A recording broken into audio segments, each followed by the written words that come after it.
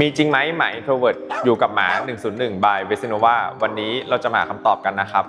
ต้องบอกก่อนว่าคำว่า introvert หรือ extrovert เนี่ยเป็นคำที่มนุษย์คิดขึ้นมาเพื่ออธิบายลักษณะของบุคคลใดบุคคลหนึ่งเพียงแต่ว่าเรามีการเอามาใช้เพื่ออธิบายลักษณะของสุนัขหรือแมวบางตัวนะครับคำว่า introvert หรือ extrovert เนี่ยอาจจะไม่ได้เป็นคำที่เหมาะสมนักเพื่ออธิบายลักษณะของสุนัขหรือแมวเพียงแต่ว่าเวลาที่สุนัขออกไปสภาพแวดล้อมใหม่ๆเจอคนแปลกหน้าแล้วเขาดูไม่ค่อยอยากยุ่งหรือไม่ค่อยสุงสิงกับใคร